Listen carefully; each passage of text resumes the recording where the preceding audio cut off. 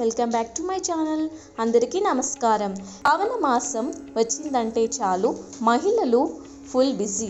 హిందువుల ప్రతి ఇల్లు పూజలు వ్రతాలతో ఆధ్యాత్మిక శోభతో సంతరించుకుంటుంది.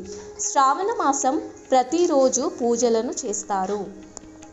అష్టలక్ష్ముల్లో వరలక్ష్మీదేవికి ఒక ప్రత్యేకత ఉందంట. మిగిలిన లక్ష్మీ పూజల కంటే వరలక్ష్మి పూజ శ్రేష్టమని శాస్త్రవచనం. శ్రీ మహావిష్ణువుకి ఇష్టమైన, పైగా విష్ణువు జన్మ నక్షత్రమైన శ్రవణం పేరిట వచ్చే శ్రావణ మాసంలో వరలక్ష్మి వ్రతానికి చేస్తే విశేష ఫలితాలు లభిస్తాయి. అంతేకాదు, వరలక్ష్మి అమ్మవారి పూజించడానికి చేసే వ్రతం భర్తను దీర్ఘాయుస్సును ఇస్తుందని విశ్వాసం. ఈ నేపథ్యంలో వరాలు కురిపించే ఆ చల్లని తల్లి వరలక్ష్మి ఆశీస్సులు తమపై ఉండాలని వరలక్ష్మి వ్రతాన్ని చేస్తారు. ఇప్పుడు పూజా విధానాన్ని తెలుసుకుందాం. వరలక్ష్మి వ్రతం చేసే గృహిణులు ముందుగా ఇంటిని శుభ్రం చేసుకోవాలి. ముందు రోజు ఇంటిని శుభ్రం చేసుకుని ఇంటి ముంగలి ముందు ముగ్గులు పెట్టి గుమ్మానికి తోరణాలు, మామిడి ఆకులు కట్టుకోవాలి. ఇష్టమైన వారు బంతిపూల దండలతో కూడా ఇంటి గుమ్మాలను అందంగా అలంకరించుకోవచ్చు. పూజా సామాగ్రిని చీర, జాకెట్ వంటి వాటిని ఏర్పాటు చేసుకోవాలి. ఇప్పటికే ఇంటికి పండుగ వాతావరణం వచ్చేస్తుంది. శ్రావణ శుక్రవారం రోజున తెల్లవారుజామునే నిద్రలేచి అభ్యంగ స్నానం చేసి శుభ్రమైన దుస్తులు ధరించాలి. తరువాత వ్రత మండపాన్ని రెడీ చేసుకోవాలి. ముందుగా మండపాన్ని శుభ్రం చేసుకోవాలి. పసుపు కలిపిన నీటితో శుద్ధి చేయాలి. తర్వాత వరిపిండితో పద్మం ముగ్గు వేసి పసుపు కుంకుమలతో అలంకరించుకోవాలి. తర్వాత మండపం దగ్గర అరటి కొమ్మలు పెట్టుకోవాలి. మండపాన్ని మామిడి ఆకులతో, పువ్వుల దండలతో అలంకరించుకోవాలి. ఇష్టమైన వారు మండపాన్ని లైటింగ్స్ కూడా పెట్టుకోవచ్చు. ఇలా అందంగా రెడీ చేసిన మండపాన్ని ఇంట్లో తూర్పు దిక్కుకు అభిముఖంగా ఏర్పాటు చేసుకోవాలి. ఇప్పుడు వరలక్ష్మీదేవి పూజ కోసం రెడీ చేయాలి. ముందుగా కలశాన్ని ఏర్పాటు చేసుకోవాలి.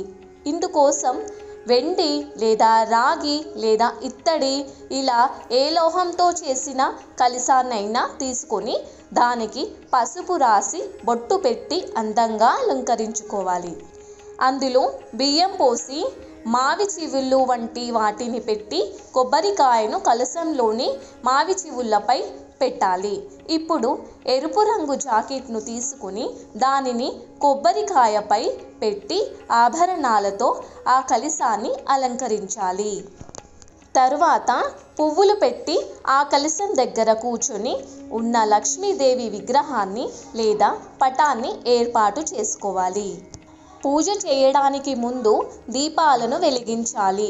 లక్ష్మీదేవికి ఇంట్లో తయారు చేసిన పాయసం, పులిహోర, చలిమిడి, వడపప్పు, పండ్లను నైవేద్యంగా సమర్పించాలి.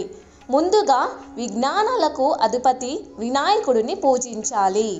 శుక్లాంబరధరం విష్ణుం శశివర్ణం చతుర్భుజం ప్రసన్నవదనం ధ్యాయేత్ సర్వ విఘ్నోపశాంతయే అని వరలక్ష్మి వ్రతం ఎటువంటి ఆటంకాలు లేకుండా ఆచరించడానికి, సర్వశక్తులు ప్రసాదించడానికి గణపతిని పూజను చేయాలి. గణపతి పూజ అనంతరం అమ్మవారికి మొదలు పెట్టాలి.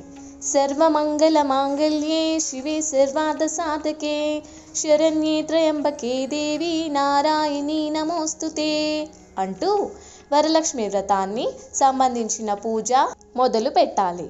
వరలక్ష్మి వ్రత కథ చదివిన అనంతరము అమ్మవారికి చీర, జాకెట్టు, గాజులు, పసుపు, కుంకుమ పెట్టి కొబ్బరికాయ కొట్టి ధూపం వేయాలి.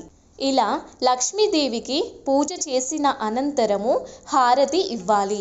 ఇప్పుడు ముత్తైదువులకు పసుపు, కుంకుమ పెట్టి వాయినం అందించాలి. కొబ్బరి ముక్కలు కలిపిన నానబెట్టిన శనగలు, తమలపాకులు, 2 అరటి పండ్లు, పసుపు, కుంకుమ, జాకెట్ ముక్కను వాయినంగా ఇస్తూ శ్రీ వరలక్ష్మీదేవి అయి నమః అంటూ వాయనదానం సమర్పయామి అని స్మరించుకుంటూ వాయనాన్ని ఇవ్వాలి. ఇలా శ్రావణ శుక్రవారం వరలక్ష్మి వ్రతం చేయటం మహిళలకు అత్యంత శుభప్రదం అని, అమ్మవారి ఆశీస్సులతో సుఖ సంతోషాలతో జీవిస్తారని నమ్మకం. ఎవరికైనా శ్రావణ 2వ శుక్రవారం వరలక్ష్మి వ్రతం చేసుకోవడానికి వీలు కాకపోతే మాసంలోని ఏ శుక్రవారంలోనైనా వరలక్ష్మి వ్రతం చేసుకోవచ్చు. సర్వే జనా సుఖినో భవంతు, లోకా సమస్తా సుఖినో భవంతు. స్వస్తి.